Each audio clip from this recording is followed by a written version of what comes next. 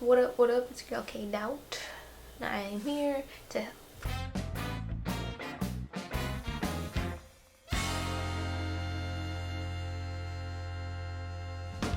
What does this do?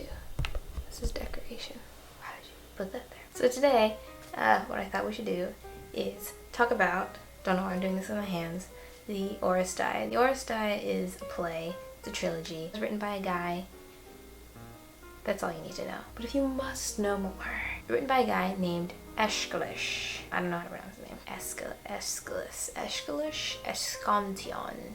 That last one is wrong. Who is known as the father of the tragedy. He's one of the early Greek tragedy playwrights. But you didn't come here for a biography lesson. You came here to figure out what this was about. So let's begin. The Oresteia isn't just a play, it's a trilogy. Meaning 3 parts, meaning 3 stories in one that they call one, but is really 3. A trilogy. The 3 parts are as such: Agamemnon, the libation bearers, and EUMENIDES.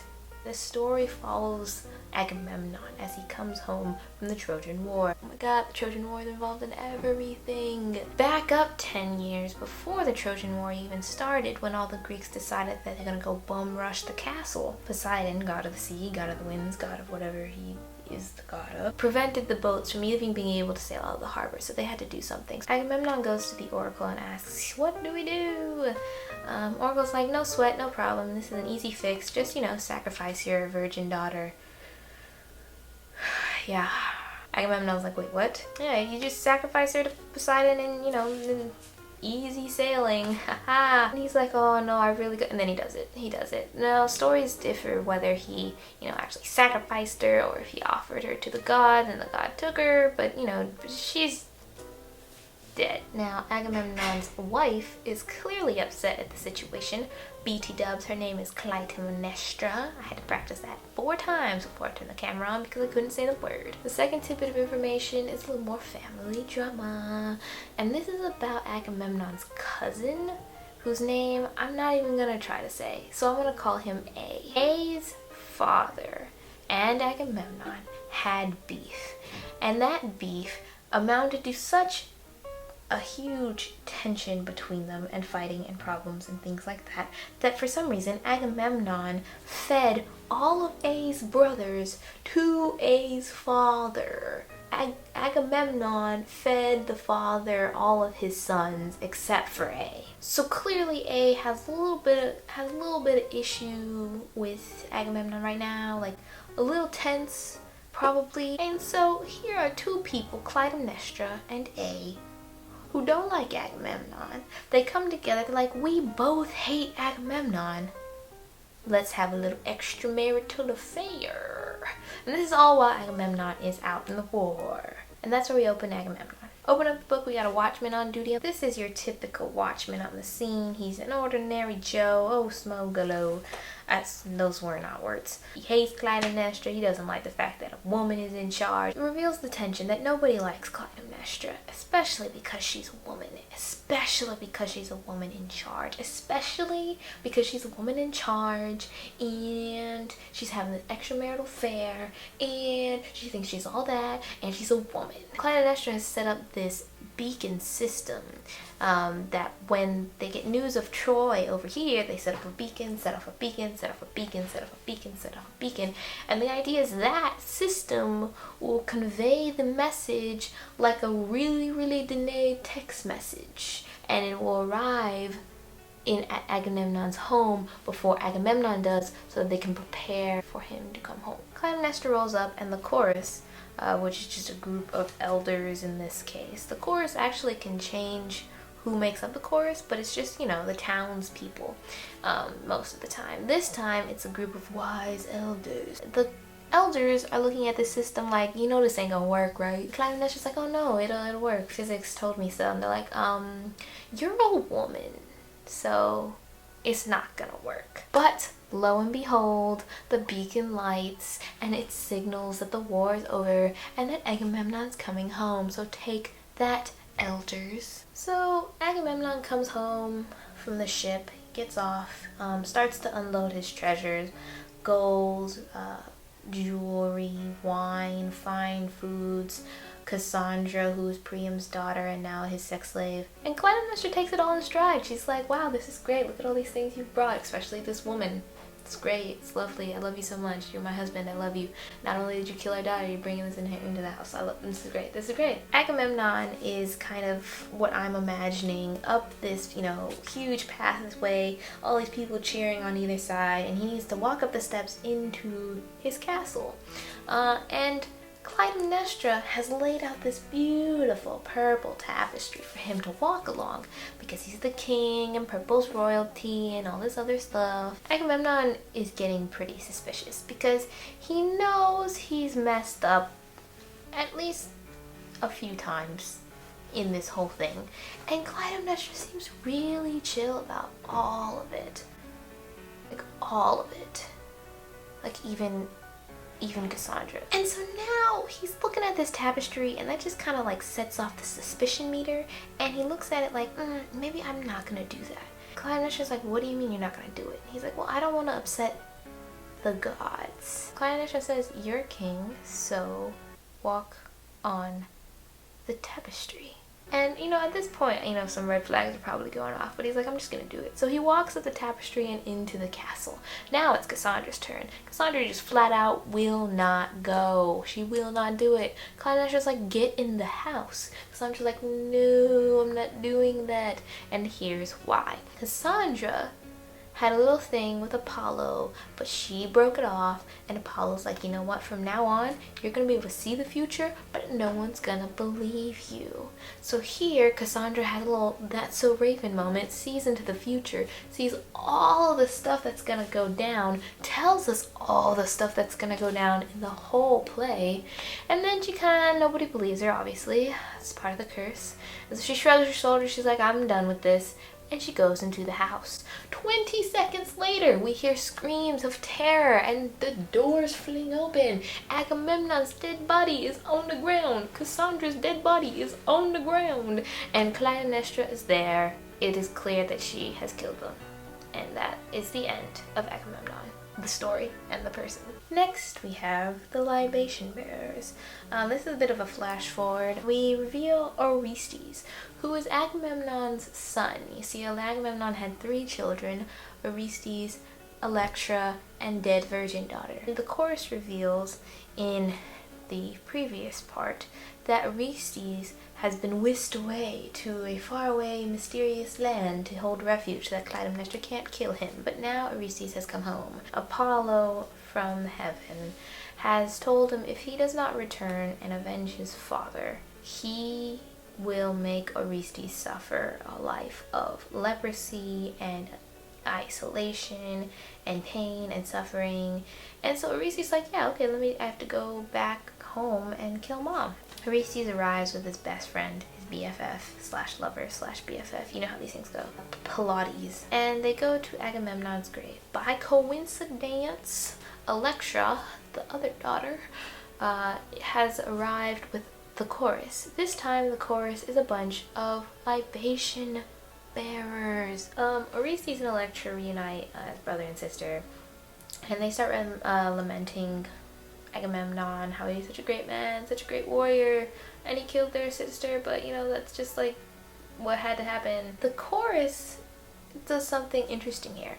They kind of tell Orestes and Electra to get their shit together, and that, you know, crying about this isn't going to solve anything, and basically push them into action. And Orestes knows exactly what kind of action needs to be taken. So Orestes goes home, knocks on the door, expects a slave to open the door, but lo and behold, Mama Clytemnestra opens it up. She's like, who are you?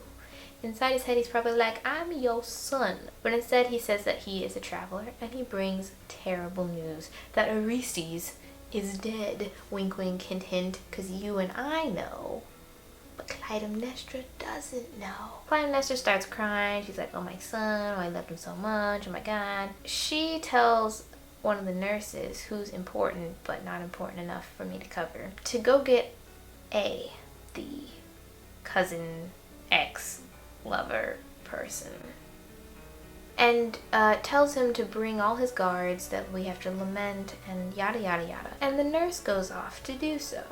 Except the nurse is intercepted by the same chorus, the same libation bearers, who tell her to tell A not to bring the soldiers, to just come alone. The nurse says, but why? The libation bearers are like, don't, just do it, just do it, just do it. So the nurse goes to do it. He tells A to come unarmed, because the queen has terrible news about Orestes. And so he does. He goes to meet with Orestes, who is the traveler, and then Orestes kills him. Clytemnestra shows up, immediately realizes something has gone terribly, terribly wrong. She opens the door, but blam, Orestes is there over the dead body of A. Symbolism, symbolism, symbolism, parallelism, parallelism, parallelism. Then Orestes turns on Mom, and Clytemnestra realizes that shit is about to hit the fan. She starts talking to Orestes like, son, look at me, I'm your mother. You cannot do this. I know I did a bunch of other stuff, but you cannot do this. Orestes hesitates, which is really important, super duper important. If you're gonna bring something up, bring this up. Orestes hesitates. He's like, oh, you know what? She is my mom. She said she loved me. I don't think I'm supposed to do this. Then Pilates, BFF lover BFF, rolls up like, Orestes, we talked about this. If you don't do this, Apollo is gonna torture your ass. Plus, I believe in you. And Orestes is like, oh, okay, I'll do it.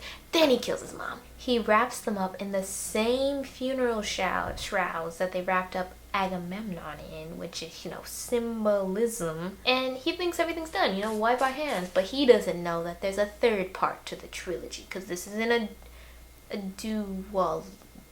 it's a trilogy. Out of the blue, he just starts going crazy. He starts tearing out his hair, he starts screaming. Everyone's like, what is going on?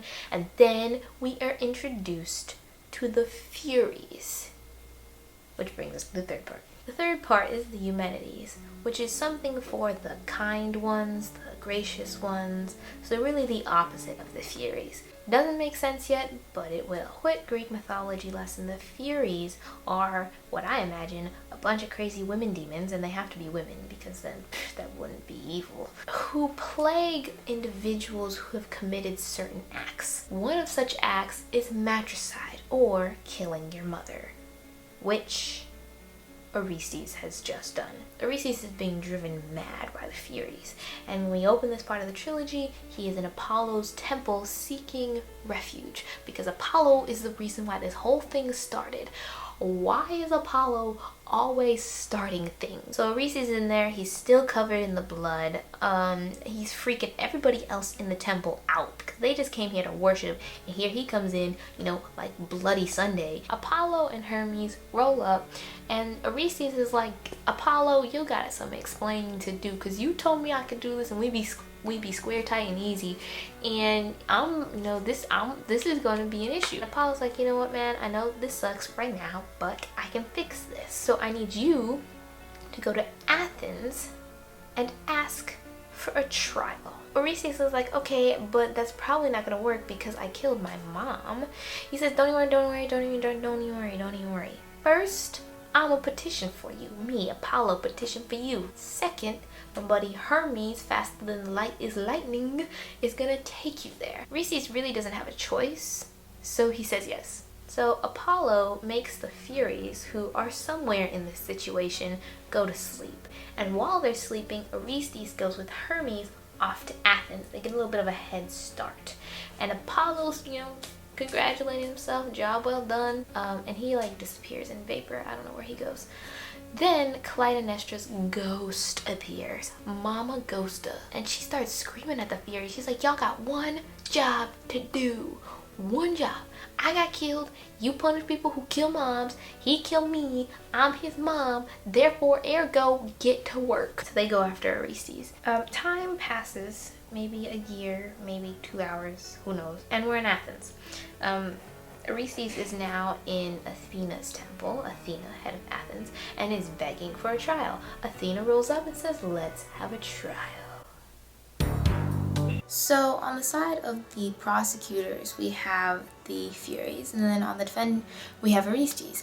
And the Furies have a pretty airtight case. They're like, did you kill this woman? He says yes. Is this woman your mother? Well, yes, she is. Therefore, you killed her. Therefore, matricide. Therefore, we torture you. Like that. Boom. Gavel down. What's up? Then it's Orestes' turn, and Orestes really doesn't have anything to say. He's been tortured for years now, and he's just ready to give up. But Apollo appears, and he states his case. Now he talks to Athena, who is head judge of this, and argues her specific case. He says, Athena, do you have a mother? And in this case, no. Athena's birth story is that she is solely the child of Zeus. She came from like his earwax or some mythical story of creation. So she really doesn't have a mother like Hera is not her mother, that's for sure. And so Athena looks at this argument and says, it is possible that for an individual to not have a mother. So the jury is some even number, let's say 10 people, and they go into deliberation with these two different arguments. Naturally, for the sake of drama, they come out, it's an even 5-5 split. So Athena has to break the judge tie. And so she talks about it, boom. She goes into Orestes because of the argument that Clytemnestra may not necessarily be Orestes' mother, and therefore by killing the mother, not mother, it wasn't matricide, it was just straight up murder. So like that's like totally fine in the name of revenge. And so the Furies can't torture Orestes anymore, and they're furious. They're so angry. Orestes, probably a little weary, he is out of the picture now, and we're stuck with these super pissed off lady female Furies. And what are we gonna do with them? Athena has a solution. She goes up to the Furies and says, you spend all your lives in these angry, revengeful, torturous scenes. Why don't you stay here in Athens, and instead of torturing people, you bring goodwill and good luck to people, and my people of Athens will praise you. The Furies think about this and they say, instead of being the most hated mythical creature on Earth, we could be the most loved mythical creature on Earth? Yeah, that sounds like a great idea.